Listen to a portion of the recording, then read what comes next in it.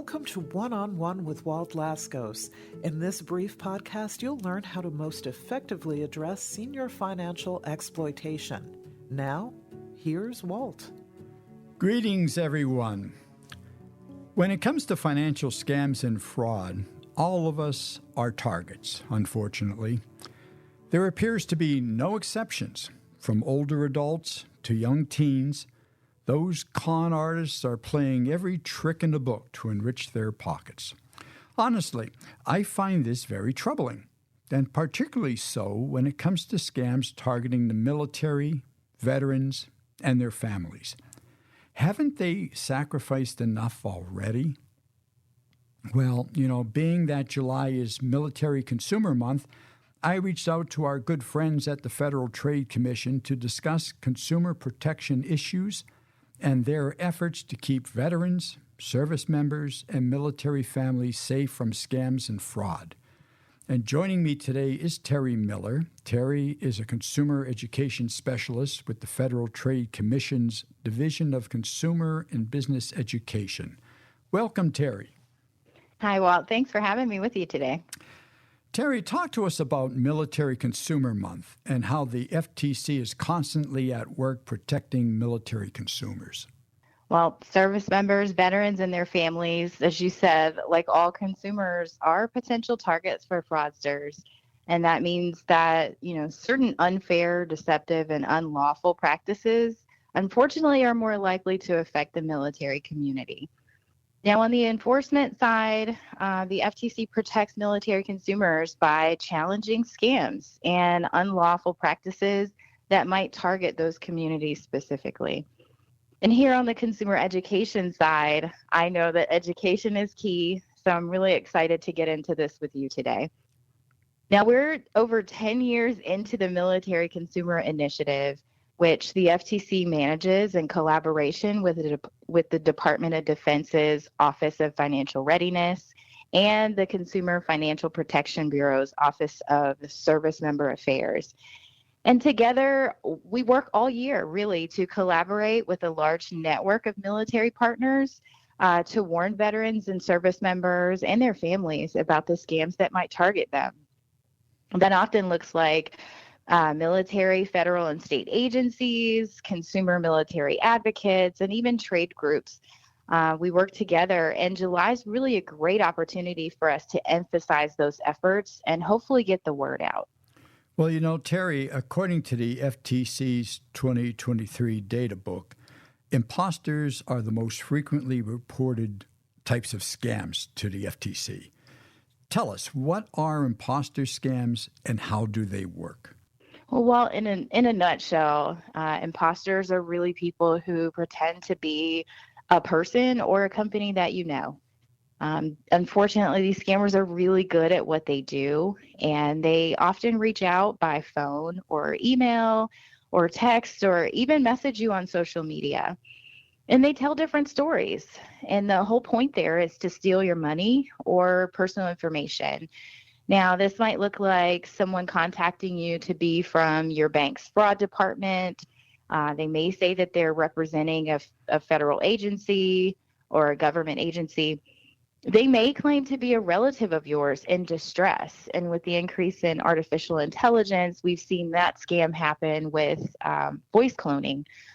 They may say that they're from a well-known business, or they might say that they're tech support and they want to help you fix your computer. So it happens a lot of different ways. I've said time and time again that these scams are a billion-dollar industry. They are making money like crazy off of conning innocent folks. And when you think about the kind of money they're making, that's why they're so good at it. That's why they're so sophisticated. Terri, how prevalent are these kinds of scams? You make a really, really good point, Walt. Imposter scams really are the top category of fraud reports, not only for military consumers and their families, but for all of us. And just to give you some perspective in the military space, military consumers reported losing over $178 million to imposters in 2023 alone. So you're right, it is a $1 million industry. Mm-hmm. And that's just what we know. That's just what's reported. We know that imposter scams are really happening, and I think it's fair to say that they're probably happening at a higher rate than we can actually share. And you're right, Terri. When you think about it, a lot of folks are so embarrassed when they fall victim to a scam that they say nothing. So when we could give an estimate of, here's what we think it might be, like you say, 178 million to imposters, we know that that is much larger than that because of all the folks that are embarrassed to report what they lost. So we know it is much more than that, unfortunately. What do we all need to know to steer clear of an imposter scam? Yeah, you make a great point. And, scammers really do have a story for every occasion. And what I always think about is how hard sometimes it could be to know what to do on the spot. So I have 3 tactics that I want to share. These are the ones that most scams have in common, and they might be the ones that really help you to spot a scam and hopefully avoid it. Now, the first one is that scammers contact you unexpectedly. And I've mentioned before, that looks like a random call or a text or an email or a message on social media. They're contacting you out of the blue. They want to catch you off guard. So no matter what the story is that they give, make sure you're not giving money or personal information to anyone who reaches out to you out of the blue. Don't click on any links that they send you in an email or text message. Know that legitimate businesses and government agencies won't contact you unexpectedly, and they won't ask for information or money, but scammers will. Now, we also know that scammers kind of rely on a sense of urgency. They want you to act fast. They really don't want you to have time to think about or talk to someone else about what they're sharing. But slowing down is the important thing here. Take a minute to think about what they're saying. Check out the story, do some research if you can. And like you said, that shame element is not necessary. It could happen to any of us. So don't be afraid to talk to someone you trust about what's happening to you before you do anything else. And the last thing is knowing the ways that scammers want you to pay or send them money. It's usually in a way that makes it hard for you to get your money back. So they may ask you to pay or send them money through gift cards or wiring money or cryptocurrency. And sometimes we've even seen them ask you to pay by giving them boxes of gold bars. And one last thing here is, some scammers are telling people that they need to move their money or cash out money in their bank or retirement accounts to protect it. And that's also something you should never do. Any of these signs is the sign of a scam. We really do have to constantly be on guard against that type of behavior because any one of those, from being contacted unexpectedly, the whole thing about it, urgency or paying specifically through a gift card or, cryptocurrency, they are all signs of a scam. And we have to be very, very careful that we recognize that very quickly and put the brakes on any further conversation with scammers like that. Terri, you mentioned business imposters. Let's talk about those for a moment. How does a business imposter scam work?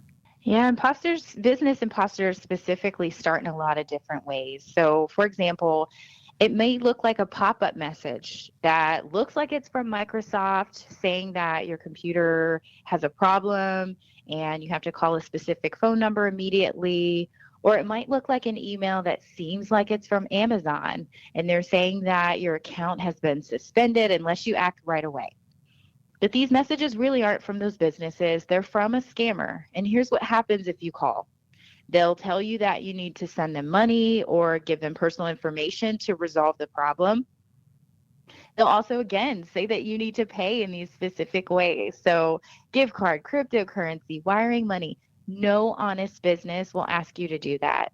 And they're not going to ask you for your social security number or say that they need to get access to your computer. These are, again, ways that scammers are going to try to get your information or your money.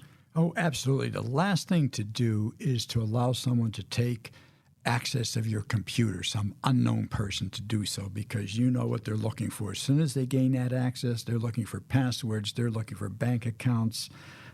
They're looking where your money is, and my God, by the time you even realize what's happening, they got the information, and it's over. You're done. Terri, are there any new business imposter scams you're seeing that might affect veterans and military communities specifically? Yeah, well, I mentioned a little earlier that some scammers will tell you that you need to move your money to quote unquote protect it. We're seeing that people are losing big money to these complicated scams. So it usually will look like someone who's claiming that there's fraud or criminal activity on one of your accounts. Now, these imposters will use commonly known banks, military banks, for instance, like USAA, or they'll say they're calling from Navy Federal, or even an investment company that might be familiar or that you might be using. And what they're offering is to help you, quote unquote, protect your money. They'll ask you to send them verification codes to verify your account, which we know is a sign of a scam. And what they'll always do is tell you that they need you to move your money from that bank account, the investment account, or even the retirement account to another account that they actually have access to. So don't do that. Every bit of what I just said was a scam. There's a lot of different versions of it, and that's just one example. But I really want to emphasize the important things to know here so that you can spot this scam. So anytime someone says you need to move money to protect it, that's a scam. Your money is fine where it is, no matter what they say or how urgently they say it. Moving your money means you lose your money. It doesn't mean you're protecting it, period. And again, not sharing that personal information in response to an unexpected request.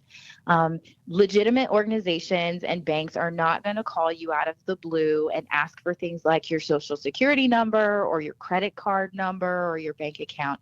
And they're definitely not going to ask you to give them your username or password. And finally, if you're really worried about something like this, which if it happened to me, I definitely would be worried, take some time to slow down and check it out. Contact your bank or your broker or your investment advisor directly, and make sure that you're contacting them using a number that you know is correct. For example, the number that's on your bank statement.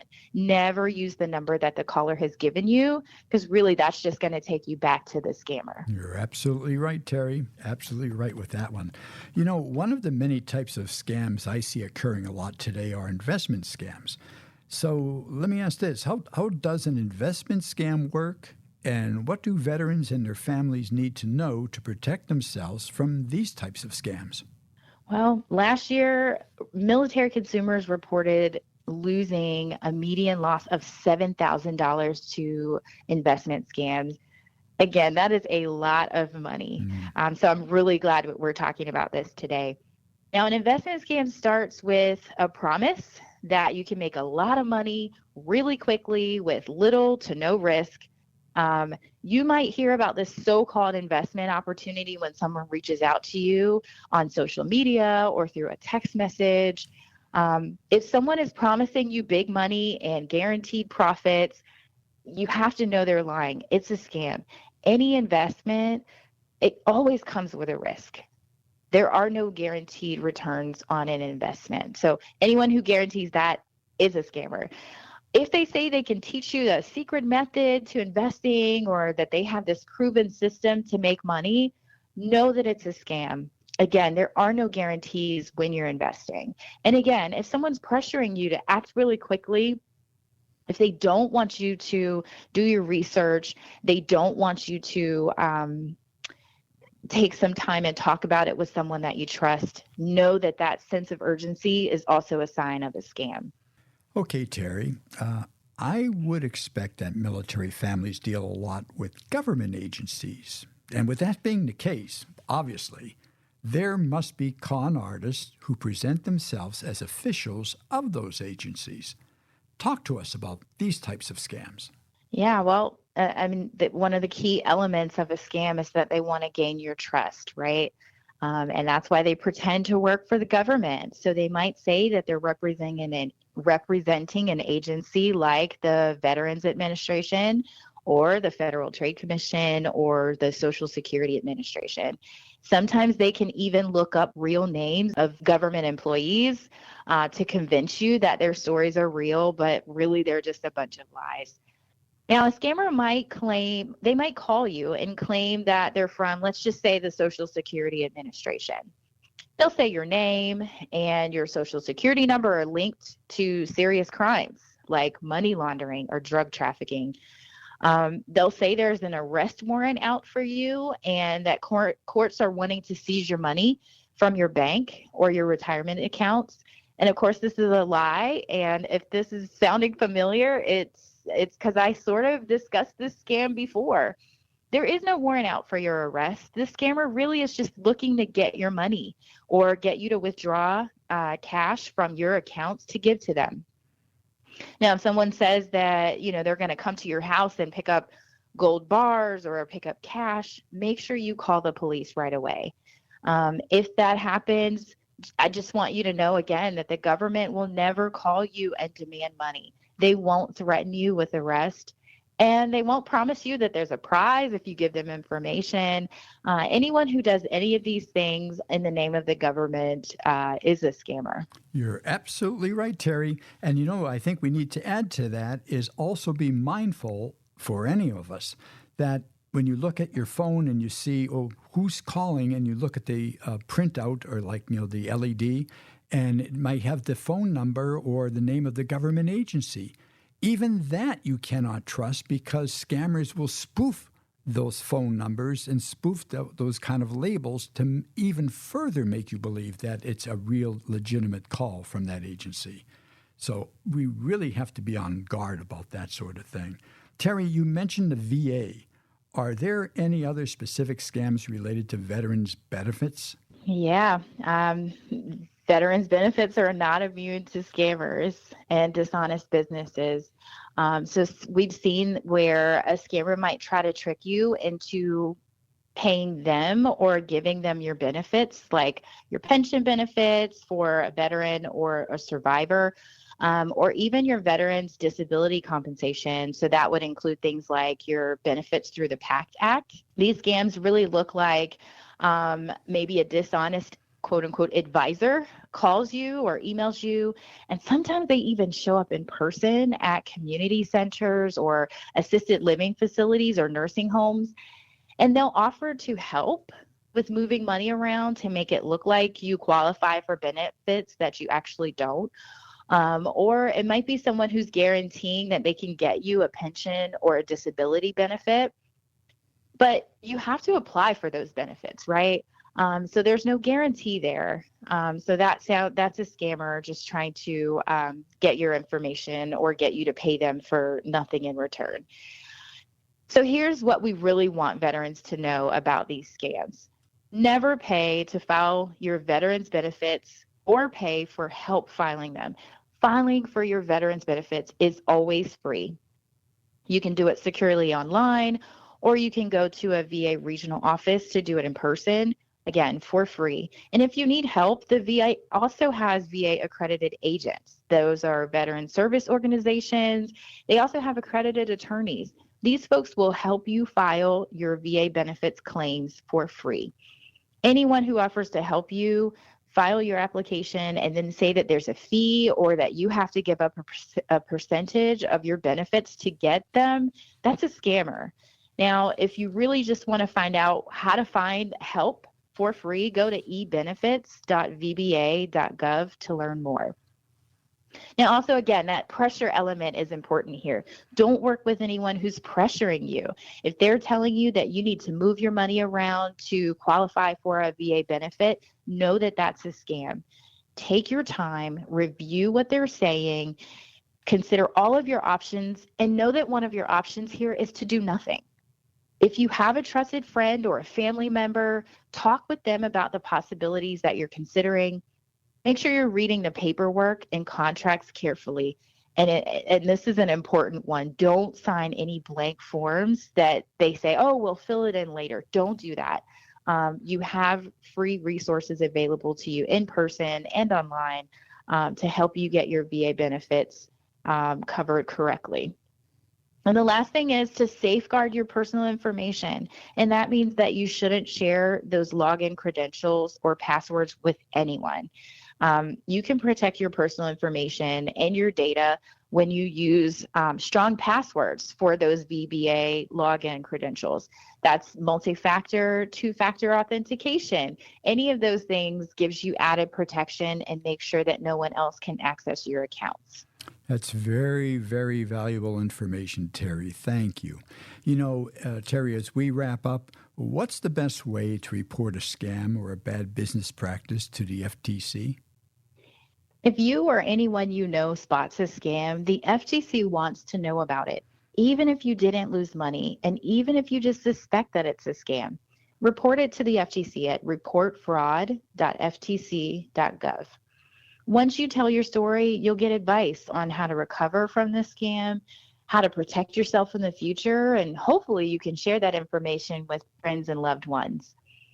Now, it's important to know that you don't have to wait until something happens to learn about a scam. The best way to protect yourself really is to learn about the latest scams and how they happen before they happen to you. You can subscribe to get alerts at ftc.gov/consumer alerts. And signing up means you get emails straight to your inbox with details on scams we're seeing and how you can avoid them. And if you're military connected and you want to learn how to spot scams that are happening throughout the military life cycle, you can subscribe to militaryconsumer.gov/blog.